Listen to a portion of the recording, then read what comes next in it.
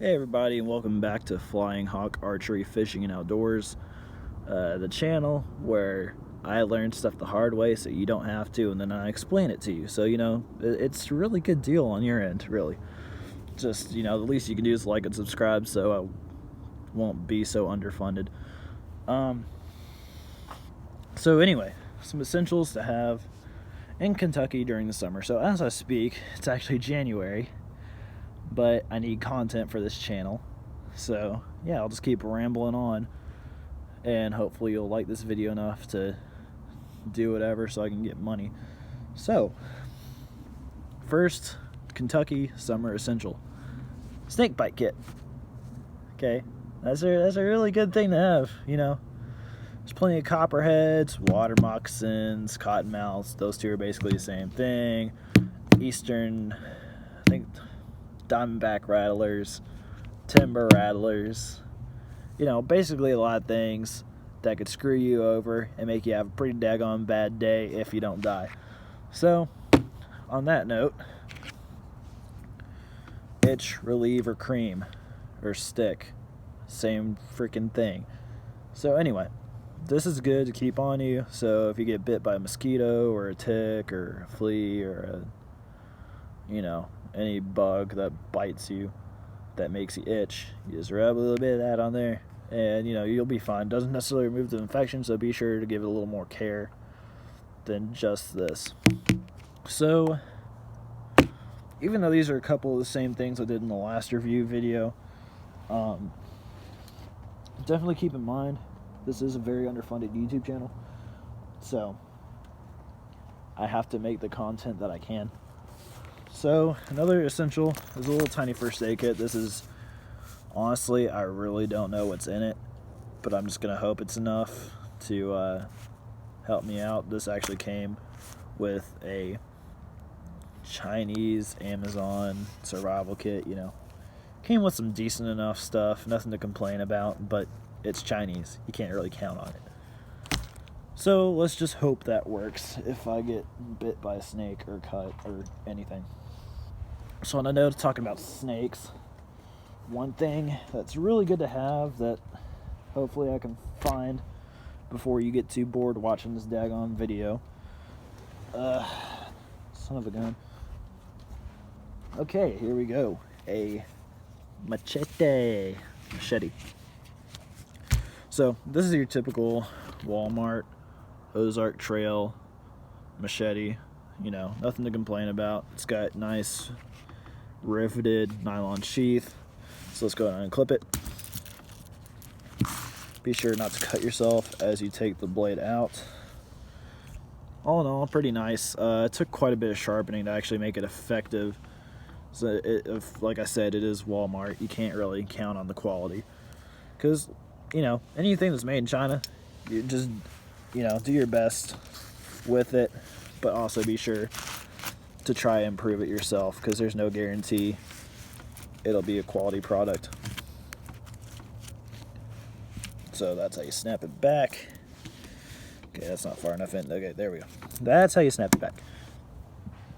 Very good thing if you're cutting through low foliage, or if there's a snake that tries to bite you, or anything like that. This is a good thing to have with you. Another thing, life straw. Summer, it's easy to get dehydrated. Okay, so summer, it's easy to get dehydrated. This is a pretty simple thing just to keep with you. They're $20 in most outdoor stores. Bass Pro Shop, it could be more, because they like to upcharge everything just because they have a freaking creek running through the store. So this is pretty easy. You just take the water in for 20 seconds, let it rest in the filter, and then you drink it. So this is in case you run out of water while you're out, or just if you don't have water at all and you're lost in the woods. It's just a good thing to have on you. So summer fun. Let's get into the fun stuff now. Okay, so this is a Unigear, another piece of Chinese junk that actually, somehow turned out okay. This is actually a hammock, believe it or not. This is actually just a pocket, but you fold the hammock into it, and that's what holds the hammock. It's got this nice little strap around it to hold its form. I know the view is crap on this. Excuse me, but I'm doing the best that I can. It's got a little whatchamacallit strap to hold its form, little cinch right here. Really, all in all, nothing to complain about. It's Chinese, can't expect much, but I'm actually genuinely surprised at the quality of this. It's got really nice triple stitching. It's made from parachute material, so all in all, pretty good buy, pretty reliable. Surprisingly, it was only $15 on Amazon, and $15 won't get you far, but in this case, it can. Sorry. Yeah, being out at sunset in January is no fun, especially when you're talking like me, like an idiot, because I don't like doing my YouTube content inside. So we're at the 6 minute and 3 seconds mark. What else? I'm trying to think of what else would be good for the summer in Kentucky. Is that a turkey? I don't know if y'all heard that, but it sounded like a turkey. Say another good thing to have is definitely a hand chainsaw. If you want to build like a nice little... Sorry about that, y'all. Didn't mean to knock you over. But again, I'm underfunded. The stand I have is an absolute piece of junk. So this little handsaw, this is nifty. If you have to build like a shelter or something, I really would rather you use like an axe or a machete if it's larger brush. But if you're just trying to cut off a few small branches here and there, this handsaw is definitely a good thing to have. Also keep some type of oil to keep the blade oiled. Well, the chain blade oiled, so you don't really get stuck or anything.